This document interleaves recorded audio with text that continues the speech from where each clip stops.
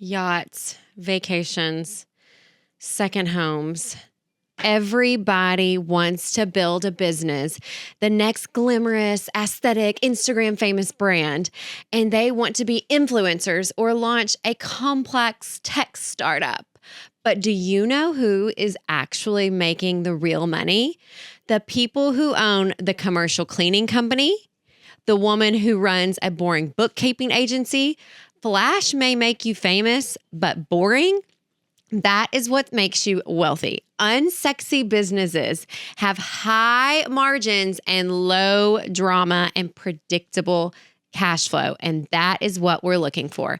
Today, I'm going to break down 9 incredibly boring businesses that you can build or buy this year to generate some serious wealth without having to post your morning routine on TikTok. And I need you to stay to the very end because business number 9 is a strategy that bypasses the startup phase like altogether entirely and can instantly add 6 figures to your net worth. So let's get to work, because here is like the whole myth of this sexy business is that glamorous businesses like fashion brands and influencer coaching, they have the highest competition, the highest burnout rate, and the lowest margins. And so we have to shift from something that's ego-driven, like ego-driven entrepreneurship, to cash flowing assets, things that are actually bringing you money home. Boring businesses solve permanent, unsexy problems that people have to pay for regardless of the economy. So here we go. Number 1, specialized bookkeeping or fractional CFOs. I cannot tell you how many business owners I talk to in a week that are like, who does your books? Who's taking care of your taxes? Who's doing all of these things? This is an industry that is never going to be fully automated, and every business needs it.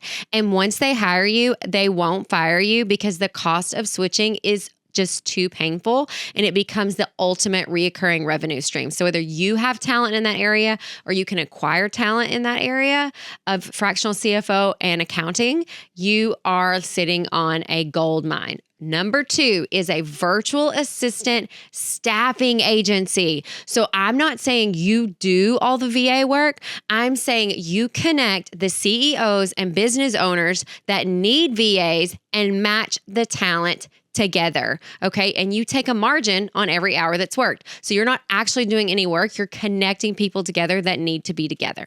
Number 3, SOP and systems consulting, standard operating procedures and systems consulting. So many successful businesses were built so fast and are on such a fast growth pattern that they have not taken time to slow down and document their processes. And it is an extremely tedious thing to do, which means they will pay you top dollar to do it because they not only aren't interested, they simply don't have the time to do it well. And if they are ever looking at exiting the business, either at a sellout or they're passing it on to someone in their family, they are going to need to have those processes documented. Otherwise, it will really take a hit on their multiplier when they go to sell their business. And if you're tired of chasing viral trends and you want to learn how to build solid, predictable cash flowing systems, be sure you hit the subscribe button right now, because we focus on real wealth and real progress here and not just what is hype on the internet. All right. Business number 4 is boutique property management. So landlords hate dealing with tenants. So if you are gifted in customer service, or you can build a team that's gifted in customer service and that has attention to detail, you manage the headaches and you take 10% of the rent. It is very systemizable, very automatable. Is that a word? Automated. Ability to be automated, I think is what I should have said.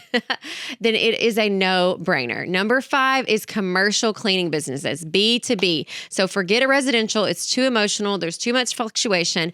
But commercial cleaning is contracted and done after hours. You can hire a team to execute the manual labor and get the cleaning done while you're just handling quality assurance and building relationships. And again, as long as it's taken care of, there's very low turnover in this industry for the customers going, like your clients going to look for someone else to complete the service. All right. Number 6 is the heavy lifting, I guess you could call it. It's corporate relocation or staging. So if you know of businesses, or you're in an area where businesses are moving in and out a lot, they need help moving and staging high-end commercial real estate. This would be a great second revenue stream for a company already in the moving space, especially one that's working with interior designers or real estate agents. It's a very high ticket market with very low visibility, no drama. You're not dealing with the customers. You are literally just dealing with the property owners or the business owner. And so that makes it like very nice cash flow. All right. Business number 7 is a mobile notary or loan signing agency. So I remember the very first time that I signed a loan for a piece of commercial real estate, the banker came to the middle school I was working at, and I signed the documents on the stage of the middle school in the gym because I didn't have time to make it to the office to actually do that because I was working a full-time job while I was building my first business. And so being able to have a dispatch system for those kind of closings, it's very boring, it's very necessary, but it happens thousands of times a day. And that can be something that you can offer to loan companies issuing loans like banks, also to title companies, and then also having notary services, right? Going to someone when they need something notarized, and it just saves them time. It's like DoorDash, but for important stuff, right?